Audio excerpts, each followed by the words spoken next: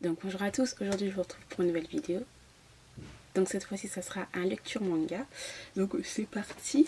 Donc j'ai lu le tome 4 de Love and Love Beloved de Io Sakisaka que j'ai adoré. Et franchement j'ai adoré en fait les relations qui se mêlent, qui s'entremêlent, tout ça. Franchement j'adore trop les 4 personnages et tout. Et à la fin de ce tome 4 là, mais lui, là, Rio, il a fait un rêve et là, tu te dis, mais ah, peut-être que ça se pourrait que, voilà, je dirais pas plus, mais voilà. Franchement, il était vraiment trop bien. Franchement, j'adore en fait les réflexions des personnages. C'est pas du genre, voilà, c'est un peu trop niais, j'ai envie de dire. C'est vraiment une très très bonne réflexion et tout. Et j'aime beaucoup comment les personnages évoluent en fait dans ce manga là, et surtout Yuna. Donc Yuna, je sais pas si vous allez la voir, mais c'est la blonde. Elle, voilà, je vois bien, bref là, voilà, elle en fait. Mais comment elle évolue, parce qu'elle était hyper timide, elle osait pas dire les choses et tout. Et là maintenant, elle s'impose plus et j'adore en fait. Elle prend plus confiance en elle et c'est vraiment génial de voir ça. Donc voilà, j'ai adoré et j'ai très hâte de lire le tome 5. Ensuite, j'ai lu Adulte Privilège de Atsuyo Fudoki. Donc, c'est un yaoi que j'ai lu et que j'ai bien aimé. Donc, il y a trois histoires. Ce manga est coupé en trois et personnellement, j'ai adoré le premier. J'ai adoré en fait la première histoire par rapport aux deux autres parce qu'en fait c'est c'est l'histoire d'un gars qui voilà, quand il est au travail il est sérieux, c'est autre chose, mais on va dire il s'invente une personnalité quand il sort, quand il va dans les bars, etc. Et en fait, il s'invente une personnalité. Donc lui, en fait, les relations, c'est vraiment les relations, en fait, c'est vraiment sans lendemain et tout. Et là, il rencontre un barman. Et il voit qu'en fait le gars il est stoïque, en fait il est à ses avances. Il essaye à chaque fois de pécho, j'ai envie de dire. Mais le gars, il le stoppe net, mais avec politesse en fait. Et en fait cette histoire-là, et j'ai vraiment beaucoup aimé par rapport à ça. Après, les deux autres nouvelles, en fait, bof, quoi, pour moi. J'ai pas trop aimé. Donc, comme une différence d'âge, en fait, entre les deux personnages dans la première histoire, où il y a le gars, ben, le barman, il a genre 10 ans, il a 10 ans de moins que le salaryman. Et à chaque fois, il le traite de gamin, mais en fin de compte...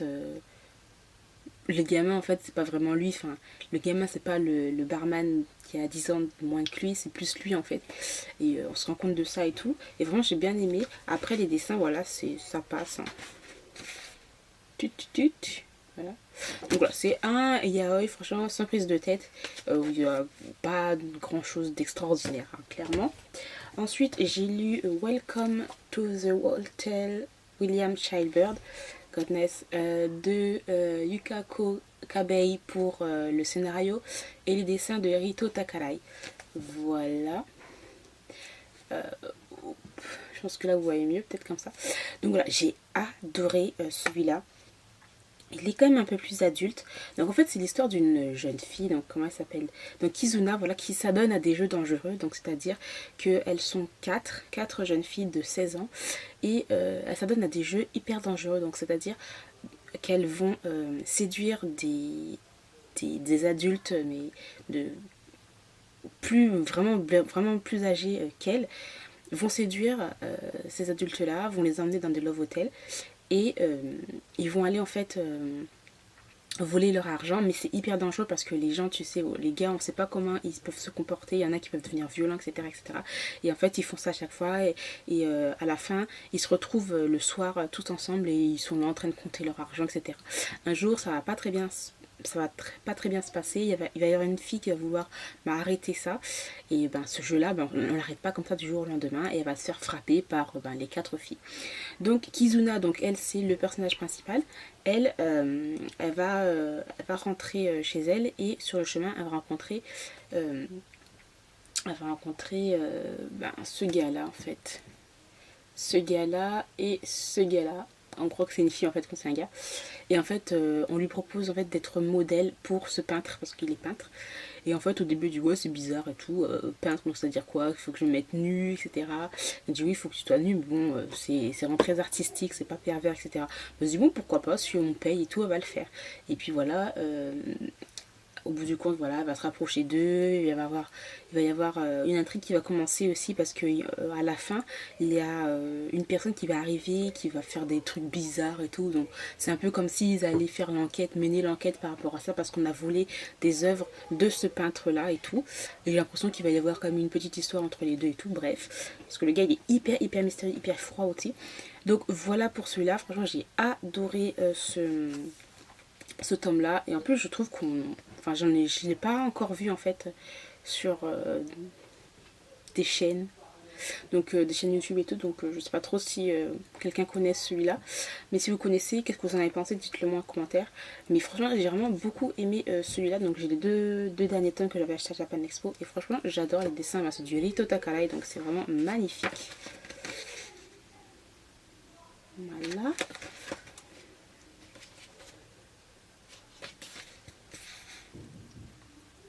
Et franchement, j'étais vraiment à fond dedans. Donc, très bonne découverte. Donc, ensuite, j'ai lu le tome 3 de Library Wars. Donc, c'est de Kihiro Yumi et de Hiro Arikawa. Donc, c'est chez Glénat. Que j'ai adoré. Et bon, je ferai la vidéo, je pense que vous allez la voir bien plus tard. Mais j'ai lu le tome 3. Et puis, je me suis acheté le tome 4, le tome 5, le tome 6, le tome 7. Je me le suis enchaîné. Et je me suis acheté ensuite toute la série complète. Donc vous allez le voir dans les achats manga. Hein. Vous allez voir ça bientôt. Parce que clairement, j'étais hyper à fond dedans. Donc dans ce tome 3 là, c'est un peu compliqué comme de parler de suite de série par rapport à ça. Mais il va y avoir comme une guerre qui va éclater. On va enlever le directeur du corps des bibliothécaires. Et elle là, le personnage principal va être aussi enlevé. Et il va se passer des choses. Bon, je ne vais pas vous en dire plus, je vous en dirai plus quand j'aurai fini toute la série complète. Clairement, je vous parlerai de ça parce que je sais que je vais la lire. Voilà. Je vais la lire, genre, je suis vraiment à fond dedans là. Au moment où je filme la vidéo, je suis en train de lire presque tous les tomes. Donc voilà pour ça.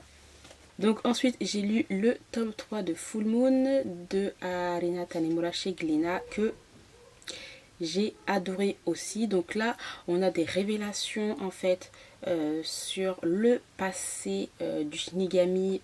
On ne le voit pas, mais je ne sais plus comment il s'appelle ce Shinigami. Takuko. Takuto. Parce qu'en fait, normalement, les Shinigami, bon, ils sont devenus comme ça en se suicidant en fait. Ils sont devenus Shinigami en se suicidant. Et donc maintenant, ils doivent ramasser les âmes, etc. Mais normalement, les Shinigami ne sont pas censés se souvenir de leur passé. Et là, dans ce tome 3 là, en fait, eh bien oui, ils commencent à se souvenir et c'est pas bon du tout en fait. Donc voilà, des révélations aussi sur ce personnage là. Et voilà, c'est assez triste et tout. Mais franchement, j'ai adoré. Donc Takuko, c'est lui. Hein. Voilà, c'est lui le Shinigami. On en sait un peu plus et tout. Et franchement, j'ai hâte de lire la suite. Donc je suis la série complète. Donc voilà, il faut que je la lise. Ensuite, j'ai lu le tome 3 de Un baiser à la vanille de Rina Yagami chez Soleil Manga que j'ai adoré. En fait, vous voyez le nom Un baiser à la vanille, j'ai l'impression que c'est tout doux. En fait, quand même, c'est assez osé. Hein. Il y a quelques petites planches quand même que j'ai vues et je me suis dit, ouh, ils vont aller loin quand même. Mais j'ai adoré aussi. Par contre, voilà, lui, il sait pas ce qu'il veut en fait et il sait pas ce qu'il veut et en fait il va y avoir comme une sorte de triangle amoureux qui va arriver avec lui là. Parce que lui en fait il est clairement amoureux d'elle et il le fait savoir. Clairement il le fait savoir. Mais lui on sait qu'il a des sentiments pour la fille mais il est là comme ça en mode genre je te rejette et tout etc. Donc il faut savoir au bout d'un moment il faut vraiment voilà faut je sais pas. Si tu l'aimes ben, tu lui dis quoi parce qu'après tu risques de la perdre et il fait plein de trucs comme ça en fait. Donc voilà mais sinon j'ai adoré. Voilà les dessins. Et voilà, donc en fait, c'est pas hyper mignon, hyper doux, hein, clairement, je vous le dis tout de suite. Alors ensuite j'ai lu Prophétie de Tetsuya Tsutsui, donc c'est chez Kiyun dans la collection Seinen que j'ai adoré aussi. Donc c'est une série qui se termine en 3 tomes. Les dessins sont assez particuliers mais le scénario est excellent, est excellent, est excellent. Donc en fait c'est l'histoire d'un gars qui a, voilà, il a ça sur sa tête, hein, un sac, un journal, et en fait il le met comme un masque en fait sur sa tête pour pas qu'on le reconnaisse. Et en fait, ce gars-là, il poste tous les jours des vidéos sur Internet, très menaçantes, où il prédit en fait des crimes, donc genre des incendies, des agressions, des viols, etc. Le problème, c'est qu'on croit que les gens, voilà, ils disent ça comme ça, mais en fin de compte, le lendemain matin, et ben, tout ce qu'il dit, et ben, ça se passe. Et à partir de là, il va y avoir une unité de cybercriminalité qui va enquêter sur ça. Et en fait, là, on se rend compte en fait dans ce manga que Internet a vraiment de grandes répercussions en fait sur notre vie en fait, voilà. Il y a des gens qui vont je pense que vous devez connaître au bout d'un moment, mais voilà, le fait est que il y a quelque chose qui se passe, tout de suite ça se propage, mais d'une façon, d'une 2 secondes. Il y a des gens qui vont être à fond dedans, il y a des gens qui vont soit être contre ce qui se passe, il y a des gens qui vont être au contraire avec les gens, vont faire des menaces, etc. etc. Et enfin, voilà, c'est vraiment Internet, tous les réseaux sociaux, etc. Et j'aime beaucoup parce que ce manga-là, il te fait réfléchir. Voilà, il te fait réfléchir, et j'aime beaucoup les mangas qui font réfléchir quand même. Surtout, en fait, il y a un thème d'injustice sociale parce que c'est surtout, voilà, il y a des gens qui... Comment dire ça sans spoiler? Il y a des gens, voilà, au Japon, qui travaillent dur, et ils sont très très mal, ils sont traités, mais d'une façon, mais c'est vraiment de l'injustice, clairement c'est de l'injustice. Et voilà, si t'es pas riche, c'est complètement injuste en fait envers eux, et ces gens-là ils souffrent en fait. Et on se rend compte aussi dans ce manga là, tout ça, tout ce qui se passe et tout par rapport à ça. C'est surtout par rapport à la hiérarchie au Japon, etc. Voilà, les patrons ils font un peu ce qu'ils veulent par rapport au boulot, etc. Et quand tu lis ça, c'est quand même assez horrible. Et là, dans ce tome-ci là, on se rend compte que le gars en fait il n'est pas si seul que ça. Et voilà, donc c'est vraiment génial ce premier tome là. Il s'est mis en 3 tomes. J'ai les 2 derniers tomes à lire, je vous les lirai, je vous en dirai plus aussi. Mais vraiment génial. Ensuite, j'ai lu un autre yaoi, donc le tome 1 de Blue Morning, donc c'est de Shoko Hidaka, donc c'est chez Boys Love dans la collection Anna, que j'ai adoré. Il était vraiment génial celui-là aussi. Donc en fait c'est l'histoire de Akihito Kuze qui va endosser en fait le rôle. En fait on est carrément dans l'époque, je ne sais plus. Je crois qu'on est dans l'époque. Je ne sais plus comment on dit ça au Japon, c'est quelle époque en fait. Mais on va dire que c'est plus dans le 18e siècle. Voilà, 18e siècle du Japon. Et en fait on a ce personnage là, donc Akihito Kuze, qui va endosser le rôle de vicomte parce que son père est décédé. Il est à l'âge de 9 ans. Celui en fait, qui va l'éduquer, ça va être un autre gars. Donc comment il s'appelle? Donc Katsuragi, voilà. Katsuragi, un majordome qui vient d'une famille comme assez aisée, de majordome, etc. Et en fait, c'est lui qui va prendre son éducation. Et en fait, dans ce tome-ci là, j'ai beaucoup aimé en fait dans ce tome, c'est qu'on le rencontre à 9 ans, mais on voit quand il grandit, etc. jusqu'à au moins presque 20 ans ou 18 ans, un truc dans le genre. Et c'est génial, franchement j'ai adoré, parce que là c'est vraiment les mœurs du 18e siècle, parce que c'est, voilà, c'est pas, voilà, ce sont d'autres, c'est autre chose en fait, et c'est ce que j'adore en fait dans cette époque là.